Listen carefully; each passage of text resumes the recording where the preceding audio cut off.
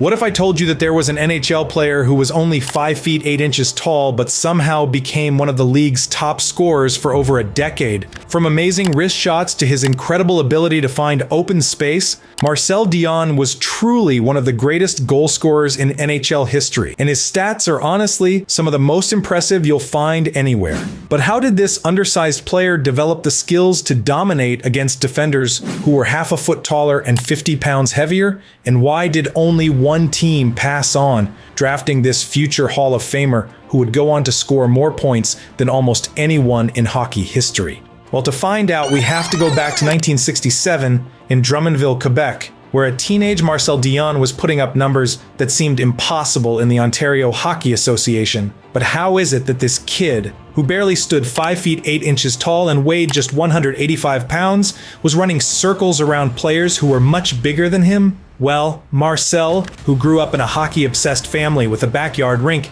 had developed a different approach to the game. I wasn't big, so I couldn't play like the big guys. I had to be faster, smarter. I practiced my shot thousands of times every day until I could put the puck exactly where I wanted it. And his unique ability to think the game differently was key. When everyone else was trying to overpower goalies, I was looking for the small openings. I studied how goalies moved, where they left gaps. Size didn't matter if you could read the play before it happened. On June 10th, 1971, the Detroit Red Wings selected Marcel Dionne with the second overall pick in the NHL draft. While most first-rounders would be thrilled, Marcel knew he was joining a team in complete disarray. The once mighty Red Wings had finished dead last the previous season with only 22 wins. Their glory days of Gordie Howe were over, and the team was desperately looking for someone to save them. No pressure, right? October 9th, 1971. Dionne stepped onto NHL ice for the first time against the New York Rangers. The 20-year-old rookie looked noticeably smaller than everyone else on the ice. Detroit fans whispered concerns about his size, wondering if their high draft pick was too tiny to survive the physical NHL game. But Marcel had a different worry. He wasn't just fighting against bigger players, he was fighting against a dysfunctional team. The locker room was chaos, Dionne later said. We had no system, no real leadership. I went from dominating junior hockey to feeling lost on the ice. I'd make a play, and nobody would be where I expected. It was like learning a new sport. Despite the struggles, Marcel's natural talent was unmistakable. On November 18th, 1971, he scored 2 goals and added an assist against the Vancouver Canucks, showing flashes of the scoring machine he would become. Detroit fans began to notice that whenever number 16 hit the ice, something exciting might happen. As his rookie season continued, Dionne adapted his game, finding ways to use his low center of gravity to his advantage. Bigger guys couldn't change direction as fast as me. I'd cut one way, they'd be still turning, and I'd already be going the other way. This quickness helped him rack up an impressive 77 points in his first NHL season, an NHL rookie record at that time. February 15th, 1973. Midway through his second season, Dionne was now fully adjusted to the NHL pace. Against the Pittsburgh Penguins, he exploded for 4 goals and 2 assists in a single game. The performance stunned hockey fans across North America. How was this too small player dominating grown men? His secret was simple. While most players were trying to muscle their way to the net, Marcel used his vision and hockey IQ to find spaces nobody else saw. By the end of the 1974-75 season, Dionne had fully arrived as a superstar. He finished with 121 points, 47 goals, and 74 assists, one of the highest point totals in the league that season. Yet, despite his individual brilliance, the Red Wings remained terrible, finishing with only 23 wins. It was so frustrating, Dionne admitted. I'd score 2 goals, and we'd lose 5-2. I'd get 3 assists, and we'd lose 6-4. After a while, you start wondering if you're doing something wrong, even though the stats say you're doing everything right. The disconnect between Marcel's personal success and team failure created a tension in Detroit. When reporters asked about his future after a particularly painful 8-3 loss to the Montreal Canadiens, Dionne didn't hold back. I can't keep doing this. I'm putting up numbers, but we're not winning. Something has to change. On June 23, 1975, the Red Wings traded their star center to the Los Angeles Kings. Detroit fans were devastated.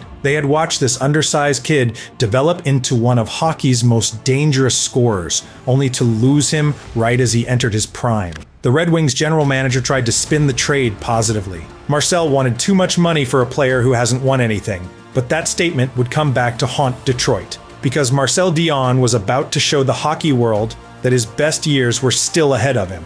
October 8th, 1975. Marcel Dionne stepped onto the ice at the Los Angeles Forum wearing the purple and gold Kings jersey for the first time. Unlike Detroit, where he was expected to single-handedly save a crumbling franchise, the Kings already had some talent. Most importantly, they had two players who would change Marcel's career forever, Dave Taylor and Charlie Simmer. Kings coach Bob Berry took one look at Dionne's speed, Taylor's grit, and Simmer's scoring touch and put them on the same line. The chemistry was instant. "It was like we had played together our whole lives," Dionne said. "I'd know where Dave was going before he even went there. Charlie had this knack for getting open exactly when I was ready to pass. It was magic." This line would soon become known as the Triple Crown line, and it would go down as one of the greatest forward combinations in hockey history. By early 1979, the trio was terrorizing goaltenders across the NHL. The Los Angeles crowd, usually more excited about Lakers basketball, was suddenly going crazy for hockey. As the 1979-80 season unfolded, Marcel entered his absolute prime. When the season ended, Dionne had racked up an incredible 137 points, 53 goals, 84 assists, winning the Art Ross Trophy as the league's top scorer. But here's what's truly amazing. He finished tied with a rookie named Wayne Gretzky and only won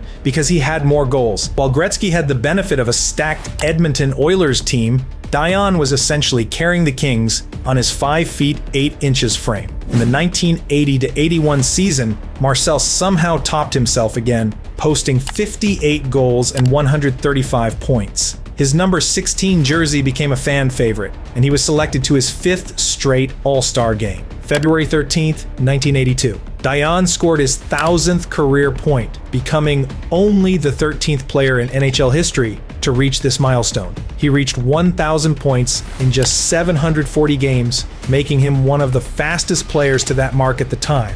Not bad for a guy supposedly too small for the NHL. But while Marcel was piling up individual accomplishments, playoff success remained frustratingly out of reach. On April 13th, 1982, the Kings faced the Edmonton Oilers in the division semifinals. Dionne was brilliant, scoring 5 goals in the 5-game series, but Gretzky's Oilers were simply too powerful. After the Kings lost the deciding game 3-2, Marcel sat silently in his locker for almost an hour. "People don't understand what it's like, Keese," he told reporters afterward. "They see the stats, the All-Star games, the trophies. But none of that matters if you don't win when it counts. I'd trade 50 goals for one deep playoff run any day." As the mid-1980s arrived, Dionne watched as players like Gretzky, Mike Bossy, and Brian Trottier won Stanley Cups while he continued to post amazing individual numbers for mediocre Kings teams. The 1984-85 season was perhaps the most frustrating. Marcel scored 46 goals and 126 points at age 33, only to see the Kings miss the playoffs entirely. What made it harder was how the media constantly compared him to cup-winning stars. The narrative often painted him as the best player never to win a cup. After a particularly tough loss to the New York Islanders, who were in the midst of their dynasty, questions about his feelings toward players like Mike Bossy were common. Despite the playoff disappointments, by 1985, Marcel had firmly established himself as one of the greatest scorers in NHL history. His 8 straight 100-plus point seasons was a record at the time. His 550-plus goal seasons put him in elite company. But as Marcel approached his mid-30s, the Kings organization was getting impatient. They had surrounded their star with decent talent, but championship success remained elusive. The whispers started again. Maybe Dionne's style of play just wasn't suited for playoff hockey. Maybe his size was finally becoming a factor. As he aged, these doubts would soon force Marcel to make another career-changing decision, one that would determine how his legendary career would end. But unlike his departure from Detroit, this time it wouldn't be his choice. March 10th, 1987, after 12 seasons as the face of the Los Angeles Kings, the 35-year-old superstar had been traded to the New York Rangers. It felt like the end of a long chapter, Dionne admitted. "I gave that team everything I had for over a decade, but I understood the business side. They wanted to go younger, and I still wanted to play. When Marcel arrived in New York, he knew he wasn't the same player who had routinely put up 50 goals and 130 points. His legendary speed had diminished slightly. The quick first step that left defenders flat-footed was now just a half-step advantage. But what Dionne had lost in raw athleticism, he made up for with something much more valuable: hockey intelligence. I had to be smarter about when to use my energy, he explained. When I was younger, I could go all out for 60 minutes. Now I had to pick my spots. I studied goaltenders more, learned their tendencies. A younger Marcel might try to beat you with pure speed. The older Marcel would set you up, make you think I was doing one thing then do another. This evolution in his game was on full display on November 8, 1987, when the Rangers faced the Washington Capitals. Instead of trying to blow past defenders, Dionne patiently circled the offensive zone, finding small pockets of space where he could receive passes. The result? A vintage performance with 2 goals and 2 assists in a 6-3 Rangers win. But perhaps the most significant impact Marcel had in New York wasn't his own play. It was how he influenced the team's young talent. A rookie named Brian Leetch found himself locker neighbors with the future Hall of Famer. Marcel taught me more in one season than I'd learned in years before, Leetch would later say. He showed me how to watch film, how to identify a goalie's weaknesses, even little things like how to position my hands on face-offs. He didn't have to do any of that. This was a guy who had nothing left to prove, sharing everything he knew with a rookie who might take his ice time. On October 31st, 1988, Dionne reached a milestone that cemented his place among hockey's all-time elite. Against the Vancouver Canucks, he scored his 731st career goal, moving him past Marcel Pronovost into 3rd place on the all-time goal-scoring list. Only Gordie Howe and Bobby Hull had scored more. What made this achievement even more remarkable was that while Howe and Hull were both over 6 feet tall and known for their powerful shots, the 5 feet 8 inches Dionne had relied on quickness, positioning, and pure hockey intelligence. As the 1988-89 season progressed, though, his point production dropped, and for the first time in his career, he found himself occasionally watching games from the press box as a healthy scratch. That was the hardest part, he admitted. I could handle the physical pain, the slower recovery after games, but not being able to help the team. That's when I started thinking about the end. In his final game at Madison Square Garden on February 14th, 1989, Dionne reminded everyone of his greatness one last time. Against the Quebec Nordiques, he scored a goal and added 2 assists. After his goal, a classic Dionne wrister that found the top corner, the Garden crowd gave him a standing ovation. Marcel Dionne officially announced his retirement on April 18, 1989, after the Rangers were eliminated from playoff contention. He finished his career with staggering numbers: 731 goals, then 3rd all-time, 1,040 assists, then 4th all-time, and 1,771 points, then 2nd only to Gordie Howe. He had played 1,348 games, been selected to 8 All-Star teams, and won numerous individual awards. When scouts said he was too small, he didn't try to bulk up or change his style to fit a physical game that wasn't his.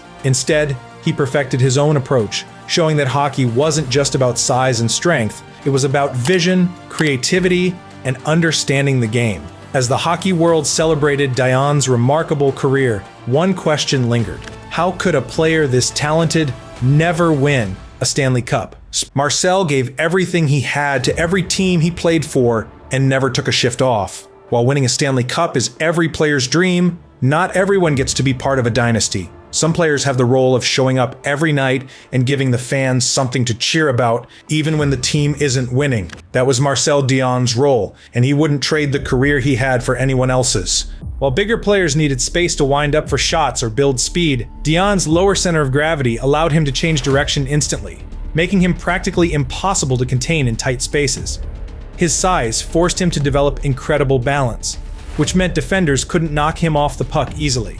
On June 25, 1992, Dionne received hockey's highest honor when he was inducted into the Hockey Hall of Fame in his first year of eligibility. When you look at Dionne's numbers compared to today's NHL stars, his achievements become even more mind-blowing. Marcel scored 50-plus goals 6 times when goalie equipment was a fraction of today's size. Only a handful of active players have even reached 500 goals.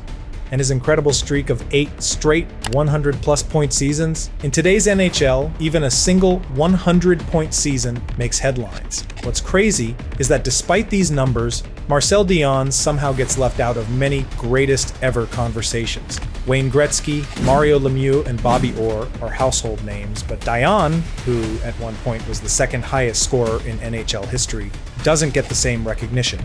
When NHL.com released their 100 greatest players list for the league's centennial, Dionne was barely mentioned during the televised ceremony, despite ranking ahead of many featured players. So let me know what you think below.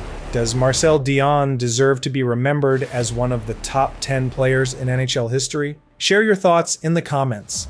I read every single one. If you enjoyed this video about one of hockey's most underrated superstars, make sure to hit that like button right now. And don't miss any of our upcoming videos about hockey legends who never got the recognition they deserved. Subscribe to the channel and ring that notification bell.